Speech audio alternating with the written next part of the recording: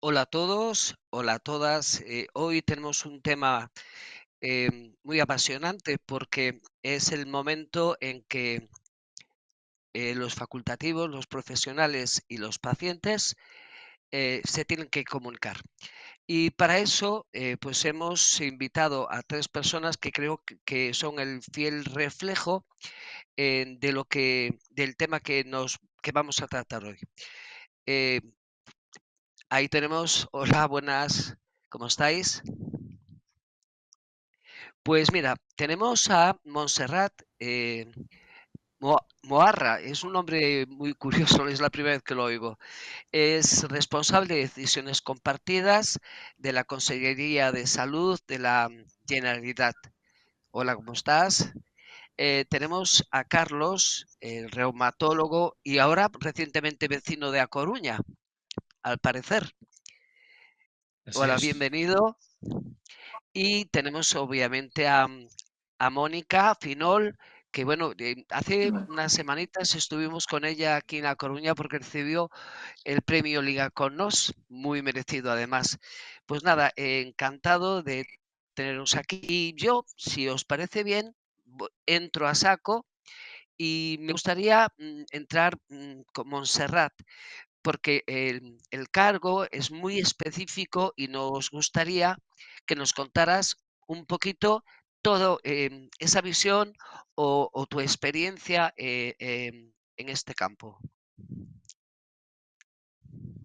Hola, buenas tardes. Muchas gracias en primer lugar por invitarme a este evento, a este acto. Como decías, pues sí, hace un poquitín de tiempo ya que empezamos a trabajar con herramientas para la toma de decisiones compartidas desde el Departamento de Salud de la Generalitat de Cataluña. Entonces, la experiencia de cuando empezamos, que fue hace ya pues el año que viene era 10 años, en 2015. Era un objetivo de, bueno, de impulsar, ¿no? Pues, que las personas tuvieran esta información en un formato más claro, ¿no? Más entendible, sobre todo la información, y pongamos ya, por ejemplo, ¿no? Enfermedades como la artritis reumatoide, donde, pues, hay, unos efectos secundarios de la medicación de fármacos importante, donde hay, pues, diferentes decisiones que se tienen que tomar a lo largo, ¿no? De una enfermedad crónica. Por tanto, empezamos sobre todo con el objetivo de poder, bueno, digámoslo, empoderar, ¿no? Y hacer más activa la participación, ¿no? De las personas en temas relacionados con decisiones sobre su salud. Digamos que también empezamos pues de una manera poco co-creando, ¿no? Con pacientes y profesionales. Esto ha ido evolucionando y una asignatura pendiente, como dice la sesión, lo es, pero afortunadamente sí que ha habido cambio. Es decir, nosotros nos hemos dado cuenta, ¿no? A lo largo de estos años, que hay más profesionales motivados, hay más profesionales interesados, hay más participación también por parte de personas y que probablemente dar herramientas, ¿no? Dar este tipo de instrumentos son también una manera más, ¿no? De poder, pues, fomentar, ¿no? Por una parte, ¿no? Que la población, los pacientes, ¿no? Se sientan partícipes, ¿no? Y que no pasa nada, ¿no? Por preguntar y no pasa nada, ¿no? Por tener, ¿no? Pues información que antes quizá era un poco más complicado, ¿no? O que tenemos mucha información vía Google y ojo, ¿no? De dónde vamos a buscar información. Y por parte de profesionales, bueno, yo creo o vemos, ¿no? Que hay también un poco más de abertura, ¿no? Sobre todo en ver de que, bueno, pues tener, ¿no? La información y una decisión más informada por parte de los pacientes, al final, como decías, pues ayuda a que las personas, cuando entiendes mejor la información y lo que te están explicando y las consecuencias, pues al final, pues eh, es más, ¿no? Adherente, ¿no? La respuesta, ¿no? A ese tratamiento seguramente. Y bueno, aparte, perdón, han salido también estudios, ¿no? Que ya dan un poco, ¿no? De evidencia en lo que de qué sirven, ¿no? Esas decisiones compartidas, y hay revisiones de la Cochrane en ese sentido, la última del 2000, de este año mismo, que ya dan pues, estos pequeños, pero bueno, algunos resultados, ¿no? Que cuando las personas entienden mejor la información de lo que se les explica, pues saben, ¿no? Lo que tienen que decidir que también hay más adherencia a los tratamientos, que también hay una tendencia a decidir o a tomar, ¿no?, esas decisiones en tratamientos y opciones que no son, ¿no?, tan agresivas o tan intervencionistas, sino son más conservadoras. Entonces, bueno, digamos que aún es una asignatura pendiente, pero quizá es una, ¿no?, ya el porcentaje, ¿no?, de la asignatura pendiente ha ido disminuyendo un poquito en el tiempo, ¿no? Y yo creo que, bueno, para empezar así un poco la mesa, me paro aquí, de momento. Mónica. Hola, Mónica. Hola, Leo. Bueno, Hola a todos. antes hice una presentación así un poquito muy rápida. Mónica es Ujú. una gran divulgadora, escritora y muchas cosas acabadas en hora. Y bueno, hemos escuchado a Montserrat y ¿cuál es tu visión como paciente? Bueno, muchísimas gracias Tu por estar aquí experiencia, vaya. sí, y por supuesto, gracias y de verdad que muy contenta de estar con esta mesa, aparte que me parece un tema súper interesante. Mira, como paciente, para que los que no me conocen, pues padezco de artritis reumatoide. Y creo que como paciente, cuando tienes realmente un diagnóstico médico como lo es la artritis reumatoide, que definitivamente tienes que empezar a entender tu enfermedad, pero sobre todo a consultar al reumatólogo qué es lo que vas a empezar a hacer, qué tratamiento vas a empezar a tener, ¿no? Yo creo que eso es lo más importante como paciente, entender qué es la artritis reumatoide, entender que hay un especialista que va a tratar de darte en principio el mejor tratamiento para, sobre todo, justamente pues que no disminuir esos síntomas y ver cómo puedes ir avanzando en el tiempo. Como paciente he pasado por he tenido mucho recorrido y de verdad que yo sé que no es fácil, porque creo que un reumatólogo, y eso después nos lo podrá decir el doctor Carlos, que definitivamente cuando empiezas en este camino quieres tener un plan de que efectivamente el primer tratamiento funcione. En mi caso no fue así, en mi caso como paciente tuve que pasar por muchos tratamientos hasta encontrar el que tengo hoy en día. Y definitivamente eso es algo que se logra con teniendo un poco de paciencia, teniendo comunicación con tu médico que te explique efectivamente cuáles son esos pros y esos contras que tú puedes tener a la hora de tener un tratamiento. Y sobre todo yo creo que lo más importante es que también ese especialista escuche al paciente. Y yo creo que con eso me he encontrado. Yo puedo decir que he tenido suerte, que me he encontrado con médicos que me han escuchado, pero creo que podemos dar un poquito más adelante esos desafíos que he tenido como paciente, que quizás han sido como piedritas que me he encontrado en el camino, pero puedo decir que lo más importante y lo vital es poder tener confianza con el especialista y sentirte cómodo a la hora de todas las dudas que se te presentan, porque son muchísimas las dudas, pero creo que también el paciente, como comentaba Montserrat, los tiempos han cambiado. Yo creo que también nos estamos encontrando en un momento donde el paciente busca información y quiere indagar un poquito más sobre lo que puede pasar con su tratamiento y con los efectos secundarios y todo lo que nos puede pasar con un tratamiento. Pero creo que al final se trata de lograr un beneficio a largo plazo donde se cumpla ese objetivo que quiere el médico, el reumatólogo quiere, en mi caso la artritis reumatoide, como me lo dijo el primer especialista, es lograr la remisión de la artritis, pero yo también tengo que llegar a una negociación con el médico y decir, bueno, voy a hacerlo de tal manera para que pueda yo llegar a esa remisión y por supuesto creo que eso es un trabajo que se hace con el tiempo, con la constancia, con la esperanza y sobre todo de que siempre hay que buscar información, pero nada mejor que los especialistas, que los reumatólogos y creo que quiero terminar en este momento para después continuar obviamente con la dinámica de los desafíos que sí podemos tener como pacientes. Muy bien. Entonces, ahora vamos a hablar entonces con nuestro reumatólogo.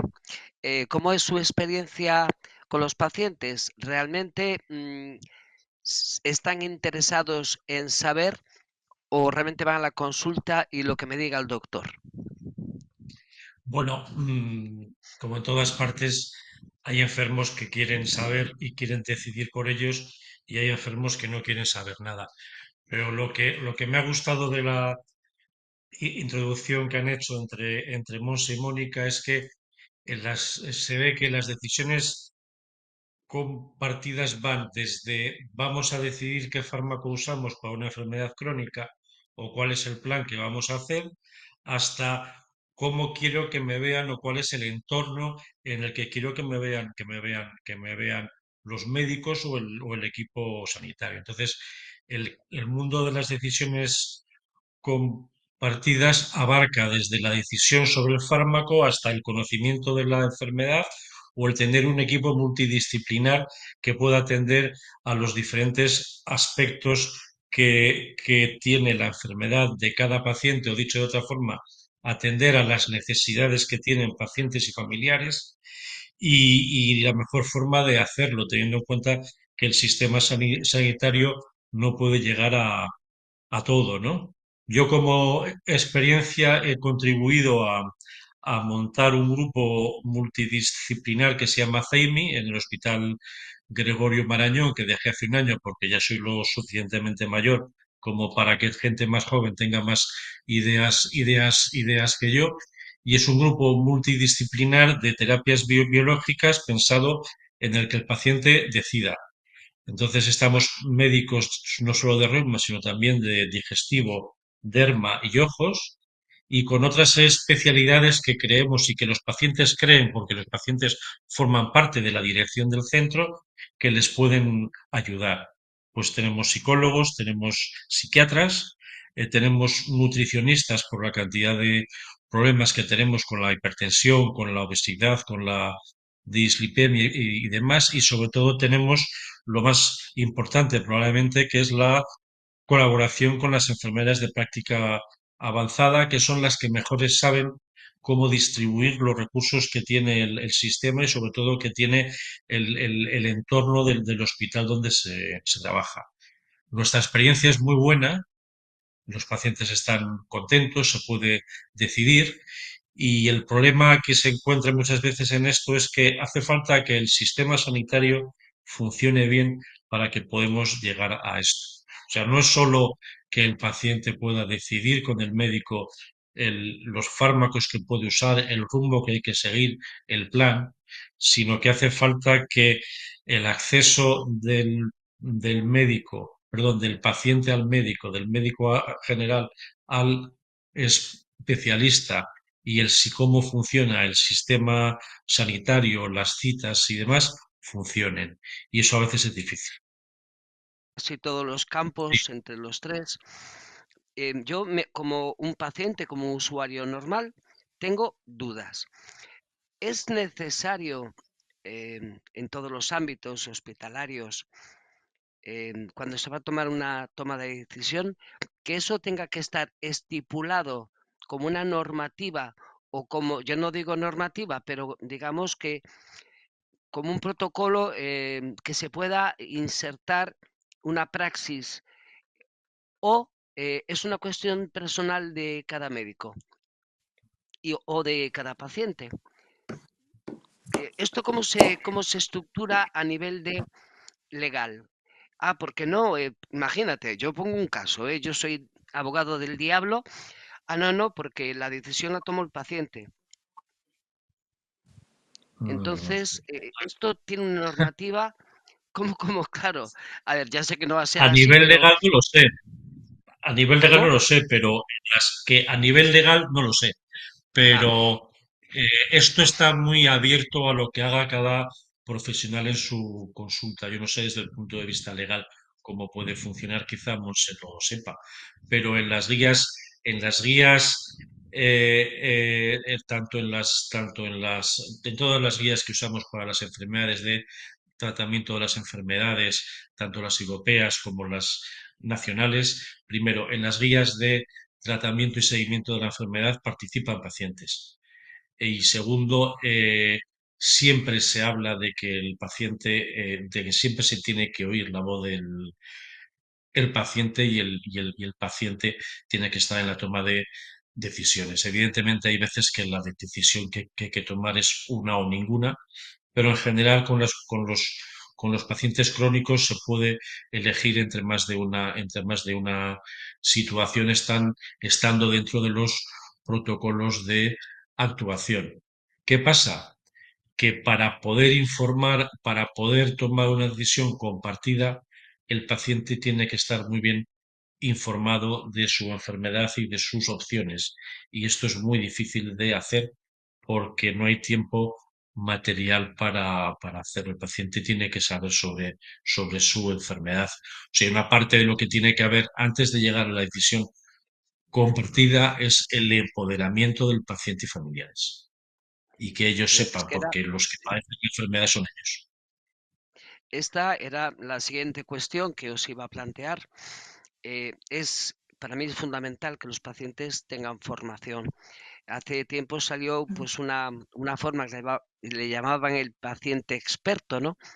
Pero claro, la sanidad también está evolucionando y yo en este congreso he visto que se están como manejando otras formas más diferentes, más humanistas y yo creo que, ¿qué os parece que las asociaciones, que son las que realmente están con los pacientes directamente en el día a día, no tanto en la consulta, ¿no? Porque la sanidad primaria a ver, yo creo que hay que reestructurarlo todo porque empieza a colapsar de vez en cuando, ¿no?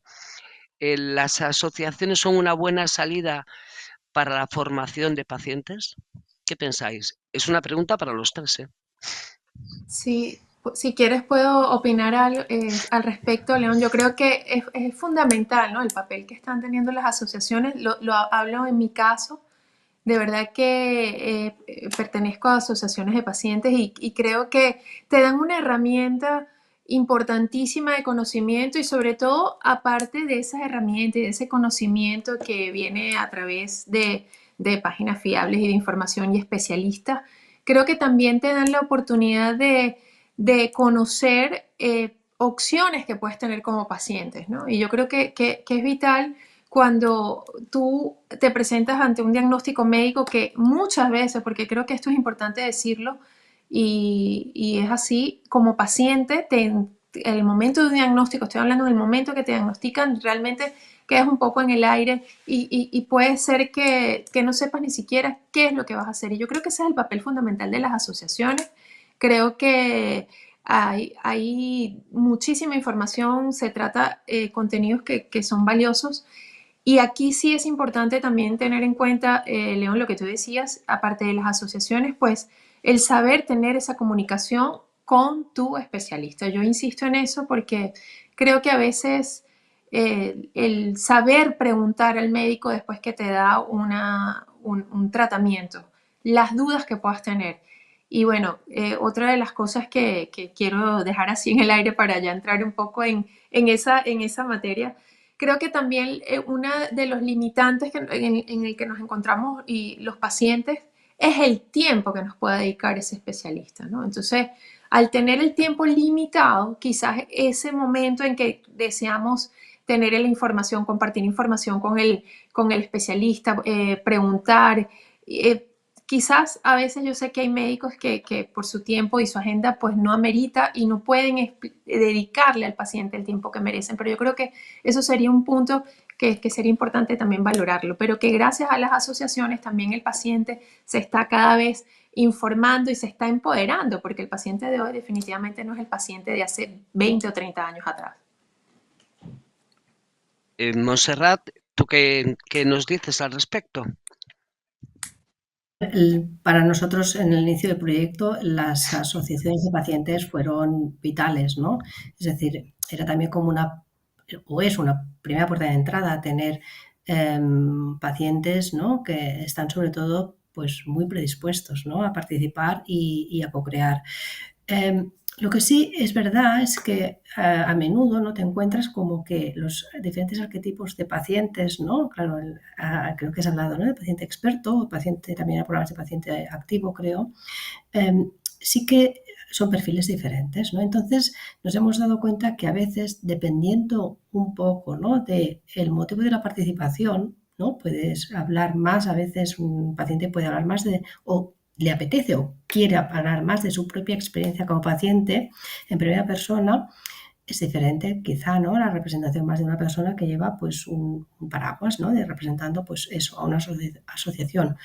A veces también el paciente voluntario, la persona voluntaria, ¿no?, en representación. Entonces, aquí sí que es como cada vez más también hemos visto, ¿no?, que esta participación ¿no?, representación de pacientes y, ¿no?, de personas también muy vinculadas, ¿no?, a la figura del paciente, se va abriendo más, afortunadamente también, ¿no?, porque al final es la manera de captar, ¿no?, pues todas las que son las propias vivencias, ¿no?, de lo que es la enfermedad.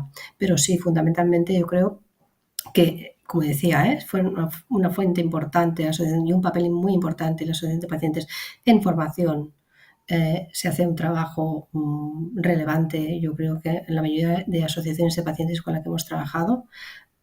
Hay asociaciones de pacientes que también va más allá en tema, ¿no?, de provisión de servicios, de rehabilitación, y que esto creo que en el sistema está aún, ¿no?, como una pata un poco, ¿no?, allí, por tanto, actividad fundamental y sí, y tiene que haber aún más, yo creo, ¿no?, una transformación de estas asociaciones para dar respuesta a todos los retos que también vienen en el futuro.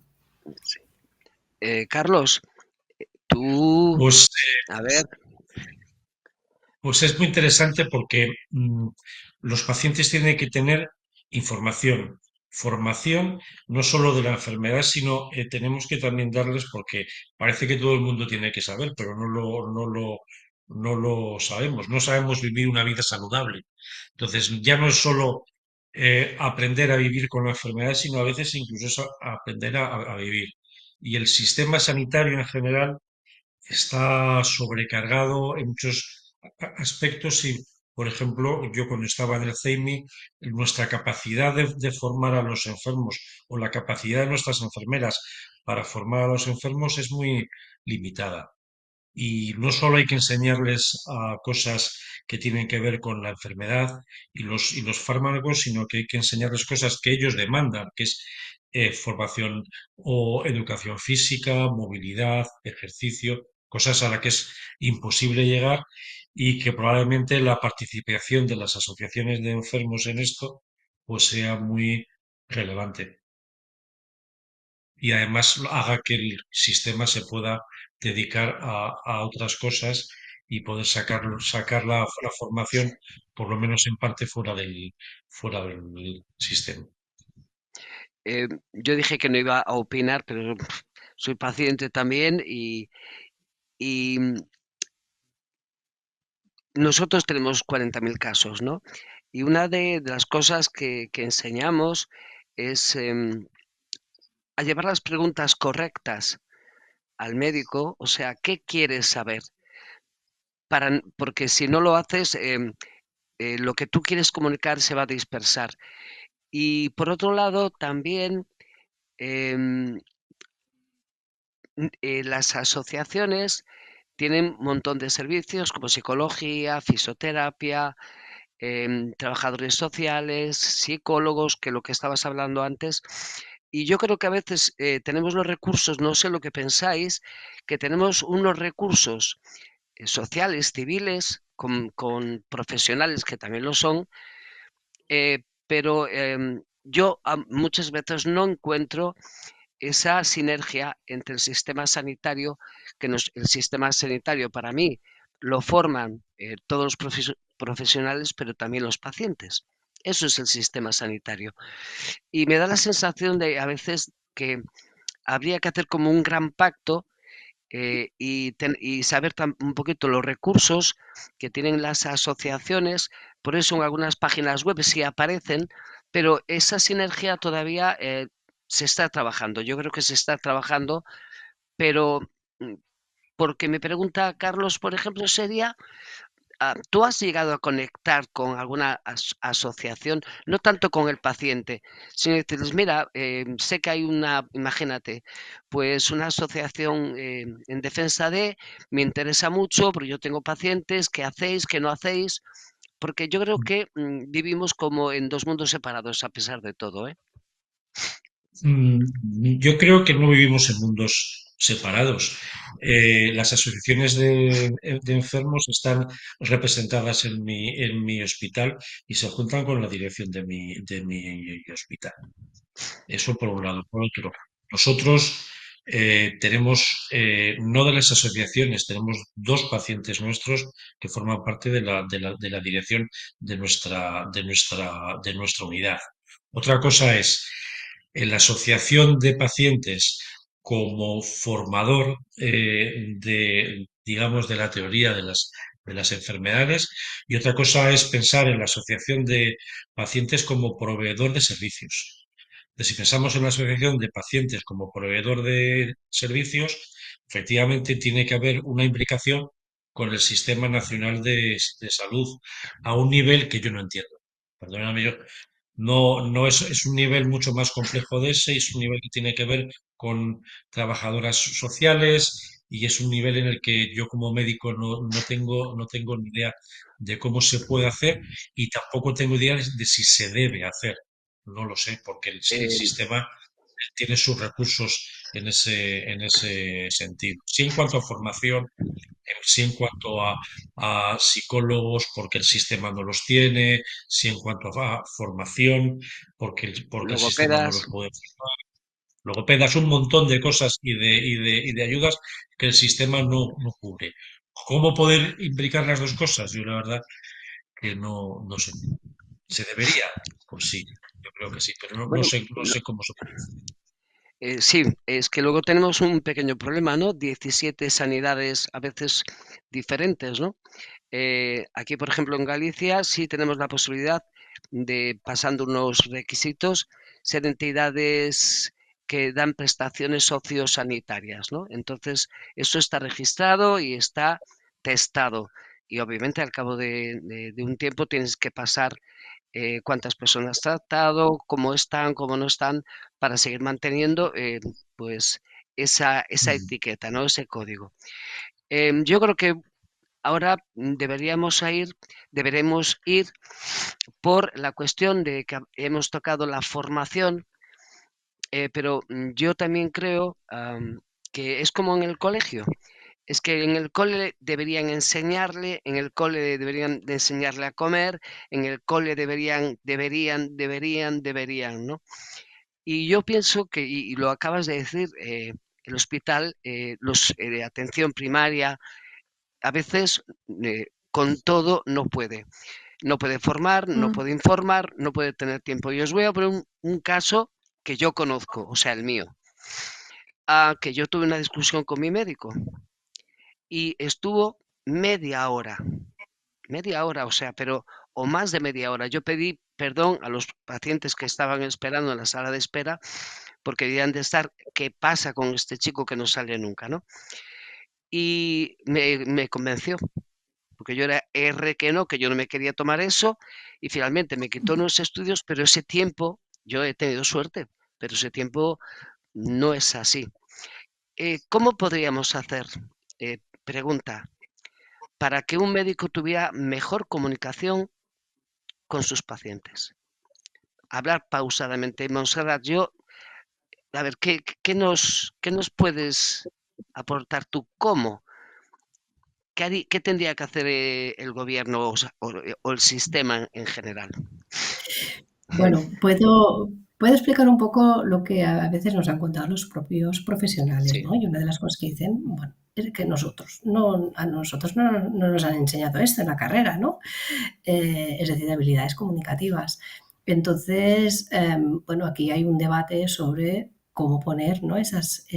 Alguna asignatura, ¿no?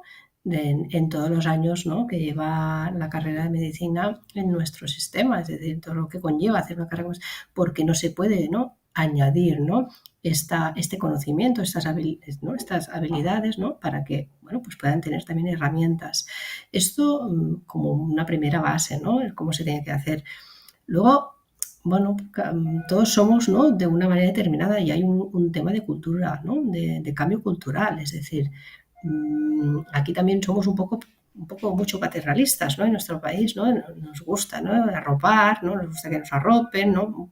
Quizá no somos demasiado... Entonces, claro, entendiendo un poco, ¿no? El tema, ¿no? De que quizá, ¿no? Hay una falta, ¿no? de este aprendizaje, ¿no? Pues en las carreras universitarias ya de base. Después que hay un tema cultural y de contexto, ¿no? Quizá en otros países son mucho más, bueno, pues distantes, ¿no? No hay tanta aquí, pues, y hay un trabajo para hacer también. Y luego, pues que si vamos aprendiendo poco a poco, pues quizá los cambios de cultura, ¿no? Pues también tardan lo suyo, no es de hoy para mañana y aquí se requiere un tiempo, ¿no? Y es una base. Y creo que hay otro aspecto y es la cultura organizativa del propio centro. Y esto, si tenemos que creer o queremos pensar que tiene que haber un cambio, aquí hay una apuesta, ¿no? Porque en que un profesional, dos profesionales de su consulta, ¿no? Tengan, ¿no? Esta toma de decisiones compartida, ¿no? Y que tengan, ¿no? Esta pues, manera, ¿no? de aproximarse y de hacer que participe, ¿no? La persona también, ¿no? en estas decisiones e impulsar este cambio. Esto no va a llevar a un cambio a nivel, ¿no? de cultura en el centro. Además, que pensamos que también, y los modelos que están, ¿no? en adopción e implementación de estos procesos a nivel internacional apuestan por un cambio a nivel de sistema, no porque haya un proceso, ¿no? de tú a tú en una consulta de un determinado centro que al igual tiene 400 o 600 camas, por ejemplo, ¿no? O en atención primaria, en una consulta solo, no, sino que es que desde el momento que uno entra en ese centro, ¿no? Que vas, ¿no? A que te, ¿no? que te solucionen o que te den respuesta a un tema, a un problema de salud, ya esa ¿no? comunicación, esa manera de atender, ¿no? Esa respuesta, ¿no? por parte de cualquier, ¿no? de las personas que estén ahí, sea en una primera aproximación de pedir cita o en la consulta, sea ¿no? esta comunicación, ¿no? esta empatía, bueno, pues de lo que estamos, esta filosofía, ¿no? de intentar, pues, lo que decimos ahora, lo que se está haciendo también programas de humanización, ¿no? Es que antes no lo éramos, o qué está pasando, ¿no? Entonces, bueno.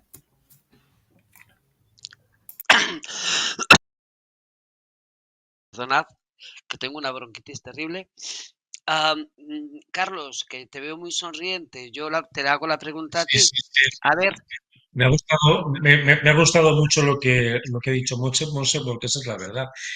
Tú no le puedes pedir a un médico probablemente que sea empático o que sea compasivo o que sea de una forma, porque efectivamente en la carrera nos dedicamos desde la costilla es un hueso plano y simétrico hasta lo que es una sinovitis, pero no nos enseñan a ver pacientes y a cómo hay que tratar al paciente en una consulta. Y luego también hay problemas, no solo de ese sentido, hay unas personas que pueden tener más empatía que otras, unos médicos más empatía que otra, pero para tener empatía, para escuchar al paciente, para escuchar a cualquier persona hay que tener tiempo. Entonces, la organización del sistema también tiene que tener en cuenta esto. Y desgraciadamente el tiempo cuesta dinero. Y eso es un problema. Y tenemos que ver cuál es el sistema que hacemos. Tenemos que ver como médicos, el paciente entra por la puerta, hay que hacer una serie de cosas con el ordenador, hay que escuchar al paciente, hay que explorarle, hay que hacer una serie de cosas. ¿Cuánto tiempo nos lleva esto? Y eso aplicarlo a la vida normal. Y luego también es cierto que muchas veces los médicos somos las personas que somos más complicadas de cambiar nuestro sistema de trabajo y nuestra forma de hacer las cosas. Y si que hacemos uno de los cambios que esperamos que se haga en el futuro, que es que no vamos a estar en la consulta el paciente en un lado, el médico en otra, yo mando y tú no. Esto ya se hace en otros países. Vamos a sentarnos los dos juntos y vamos a hablar. Y de ese hablar sale una historia clínica. Pues esto la clínica hay que redactarla, la tiene que redactar el médico después, durante, y eso lleva un tiempo. A no ser que tengamos un sistema de inteligencia artificial, que ya los hay, para que saquen la historia clínica. Pero luego hay que revisarla y eso lleva tiempo. O sea que la humanización, que es una esa palabra que a mí también me hace mucha gracia, porque cuando era estudiante en Santiago lo que se humanizaba era el casco nuevo de la ciudad, porque era un desastre y había que asfaltar y hacer aceras, o sea que lo de humanizar vale para todo, parece. Pero lo de humanizar lleva asociado tiempo y el tiempo lleva asociado recursos y este es el Es problema, cómo hacer curioso, que funcione. es curioso que estamos hablando de humanizar y de pronto salió la inteligencia artificial. Esto a lo mejor tiene un encaje. Se habló de inteligencia artificial, se habló en el Congreso y yo estaba preguntando, ¿cómo podemos encajar la inteligencia artificial para facilitar tiempos a los facultativos en por ejemplo, en el diagnóstico, que aunque se tenga que revisar, es verdad que te va a dar una serie de opciones, ¿no?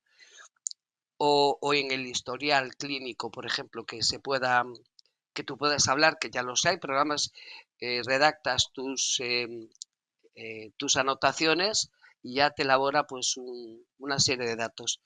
Y por otro lado, yo es que salió el tema de la inteligencia artificial que a mí particularmente me apasiona, pero la falta de profesionales que tenemos aquí en España, esta atención primaria que está pues muy denostada y yo creo que mal pagada además, em, cuando yo os preguntaba qué se podría hacer, tú has hablado de inversión, ¿verdad?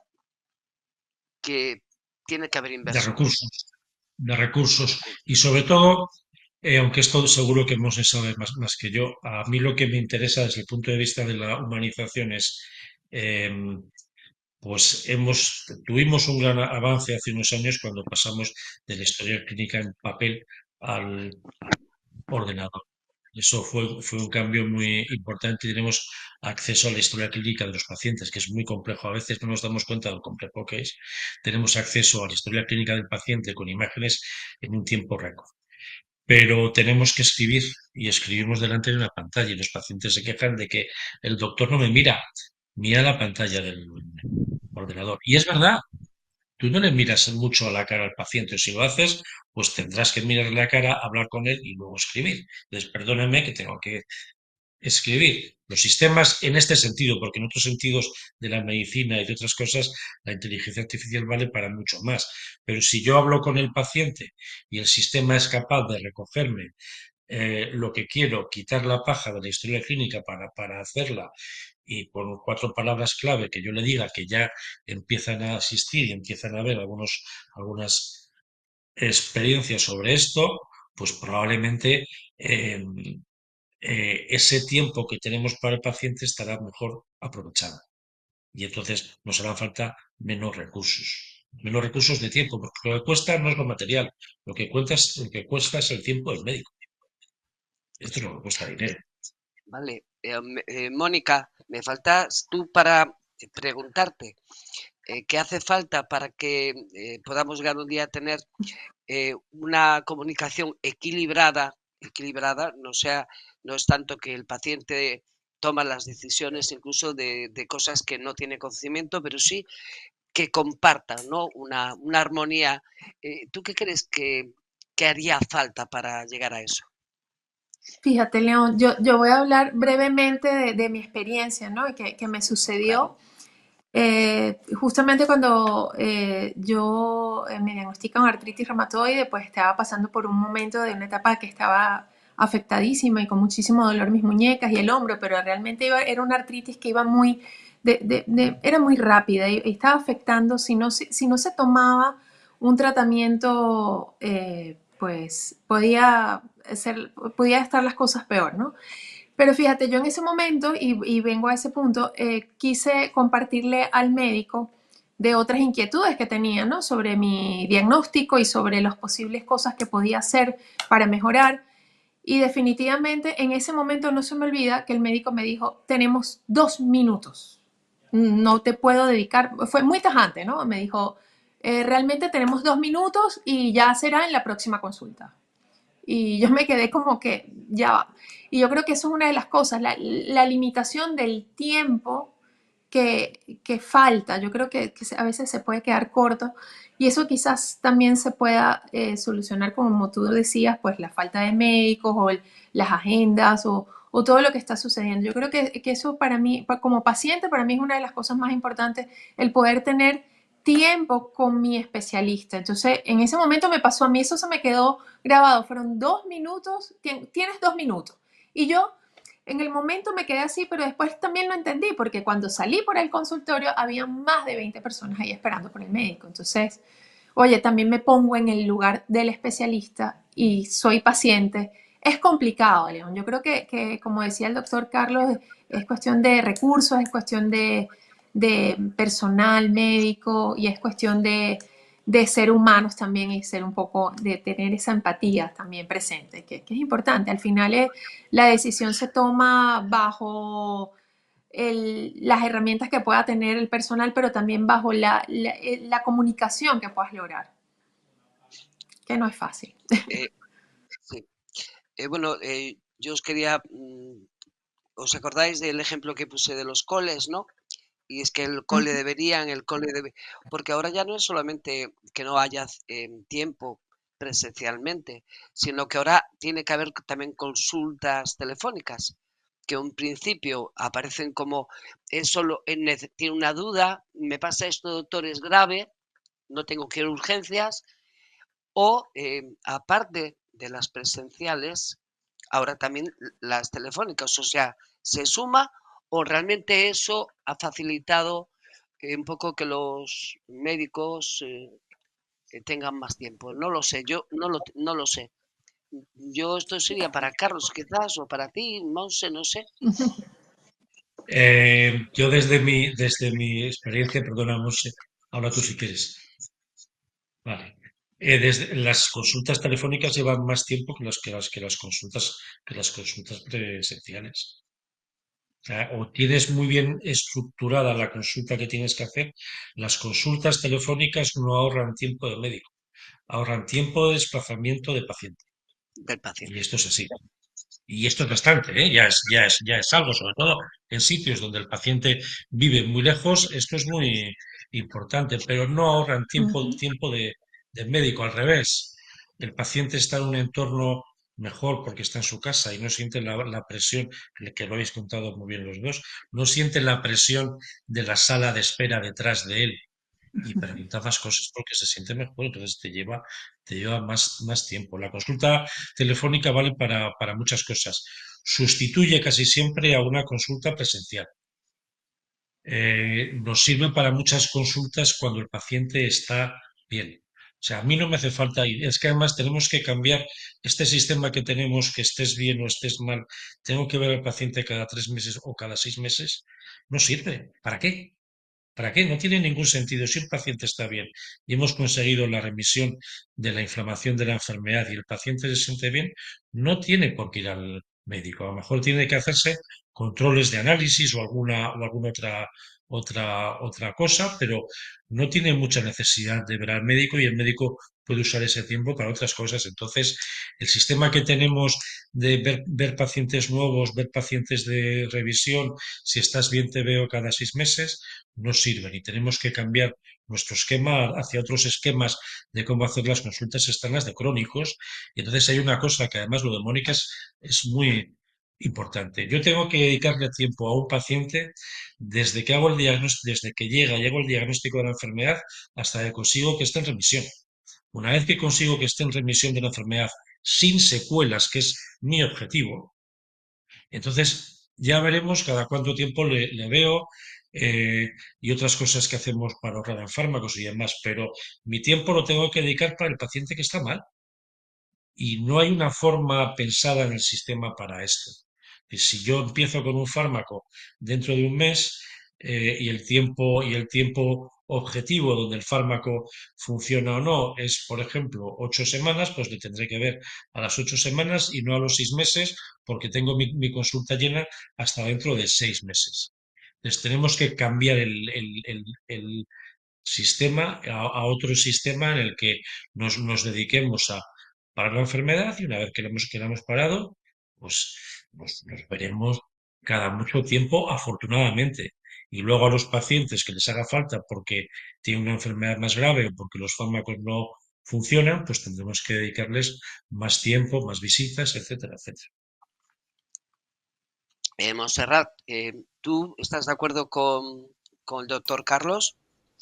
Bueno, no es que esté de acuerdo, estoy más que de acuerdo, porque al final es que lo ha explicado muy bien, es decir, es la capacidad de cambiar, ¿no? El modelo de gestión, ¿no? Y creo que eso es lo que estaba explicando.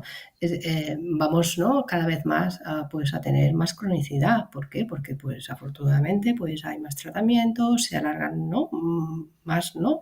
La esperanza de vida. Entonces, esto pasa porque si no optimizamos, ¿no? Como decía, pero es que es lo que ha comentado, ¿no? Yo tengo que ver los pacientes que están graves, yo tengo que ver los pacientes, claro, y esto es verdad que también todo el mundo lo tiene que entender, ¿no? Empezando los profesionales, los pacientes y en general también las personas, ciudadanía también que están, ¿no? Alrededor de ese paciente. Pero esta capacidad de cambio de gestión, de modelo de gestión, porque el sistema lo está, ¿no? Ahí, ¿no? Pidiendo, ¿no? Si no lo hacemos, evidentemente no hay manera de que esto pueda, ¿no? Pueda llegar a ser sostenible. Y otra cosa que quería comentar, que también que se ha dicho sobre todo es también en el tema un poco, ¿no? De lo que es el conocimiento, ¿no? De la propia enfermedad por parte de, en este aspecto, por parte del paciente, ¿no? Es relevante, ¿no? Porque si no, las cosas tampoco se nos entienden, ¿no? Porque ahora sí me he estado visitando, no sé, ¿no? Cada no sé cuánto, ¿no? Ahora resulta, ¿no? Que mira, pues está habido un cambio y ahora no puedo ir a ver, ¿no? Pues claro, hay una información, ¿no? Que tiene que ser clara, porque no es que no se quiera o no es que no, es que hay unas prioridades.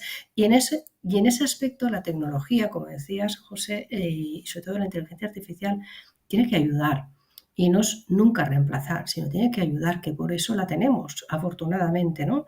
Para que no sea tampoco, ¿no? Visto como un reemplazo, ¿no? De la visita con la persona, ¿no? A nivel presencial, sino todo lo contrario, tiene que ayudar a que esto fluya, ¿no? De alguna manera, de manera más eficiente.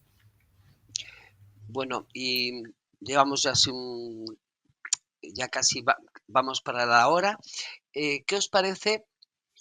Bueno, siempre en las mesas redondas, dígame usted en titular. Yo no os voy a pedir titulares porque son muchas cosas de las que hemos hablado, pero una pregunta. ¿Pensáis que esto que estáis hablando de una gestión diferente o una optimización de los recursos, invertir dinero, más que ya tanto en la prevención, a la adherencia a los tratamientos, a que haya una buena comunicación? Mi pregunta es, ¿esto llegará algún día? Y diremos todos, fantástico, maravilloso, el sistema, bueno, siempre habrá fallos, lo sé, pero en el tema que nos toca, hay en la parte que dice la materia pendiente. Entonces, esto está pendiente, aún no está por hacer. Yo creo que hay mucho más deseo que realidad. ¿Y vosotros cómo lo veis? ¿En 5 años, 10, 15? ¿Mañana? Esto cada uno contestarlo. O aunque sea un Depende, deseo. Yo no tengo un deseo, yo tengo una afirmación. Hay cambios en la organización de los sistemas que no cuestan dinero y redundan en beneficio del paciente y familiares. Depende no de los médicos somos resistentes al cambio, aunque a veces nos dejamos guiar, pero teniendo un organizador bueno, o sea, teniendo unos directivos, unos directores médicos, unos gerentes que estén por el cambio, pueden cambiar cómo funciona un hospital, pueden cambiar al menos en parte un área de salud para funcionar mejor. Y se pueden hacer cambios sin dinero o sin demasiado dinero. Algunos, estamos hablando de un área muy pequeña de la sanidad, que es los pacientes crónicos. No estamos hablando de cosas Mm. de mucho dinero como quimioterapia y demás. Esa es mi opinión. Mónica. León, yo pienso que el cambio, mira, hablar de tiempo me gustaría que fuera rápido, efectivamente, pero yo pienso que hay una evolución como pacientes. Creo que lo hemos visto, creo que en los últimos años hemos cambiado muchísimo, nos hemos involucrado muchísimo y creo que eso también hace la comunicación más fácil con el especialista.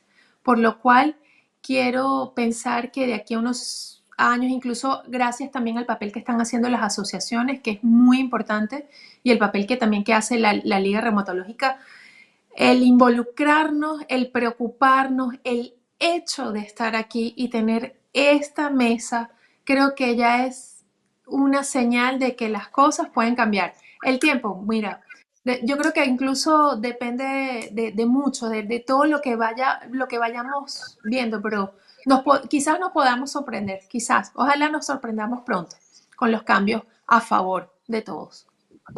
Montserrat. Yo creo que soy optimista, yo creo que sí, que habrá un cambio. El tiempo sí que no me atrevo, la verdad. Pero también lo comentaba Carlos, yo creo que no es una cuestión tampoco de muchos recursos, se pueden hacer cambios sin necesidad de tener, ¿no? un fondo, ¿no? de recursos importante. Claro, esto depende de factores, ¿no? Más macros, ¿no? La capa, ¿no? de gobierno que haya, ¿no? En cada sistema es súper relevante, y también las resistencias, ¿no? que hay y cómo trabajar, ¿no? Pero siempre trabajar, yo creo que de manera compartiendo, no imponiendo, porque entonces sí que no, entonces esto sí que no funciona. Sí, bueno, yo voy a hacer también mi pensamiento. Creo que todo va a partir ya no solo de la voluntad de los médicos, sino que creo que venimos, o bueno, yo ya no soy generación nueva, ¿no? Pero venimos como, digamos, unos pacientes mejores. Y esto hace que ese sistema a lo mejor pueda avanzar. Yo le calculo que 5 o 6 años habrá cambios sustanciales, sobre todo por inteligencia artificial y porque sobre todo hay mayor formación. Daos cuenta que, por ejemplo, en ensayos clínicos ya están participando pacientes, no como receptores, como estudios, sino participando en el diseño, en las partes de todo el proceso de ensayos clínicos. Entonces yo creo que sí, que las cosas están cambiando. Pues nada, yo quisiera despedirme, primero agradeceros, es un honor estar con vosotros tres, agradeceros vuestras aportaciones y yo creo que nos vemos en el año que viene. Carlos, nos tenemos que tomar un vino, ¿te Cuando parece? tú quieras, cuando quieras. Vale. Encantado. Mónica, nada, un placer ya estar contigo y Montserrat. Yo te acabo de conocer ahora, pero para siempre ya. Encantada. Muchas Bueno, gracias. pues nada, pues Bueno, cerramos y muchas gracias. gracias a todos los que nos Gracias, están gracias, encantada, escuchando. Monse. Espero que os haya interesado las aportaciones de estos tres profesionales. Hasta luego.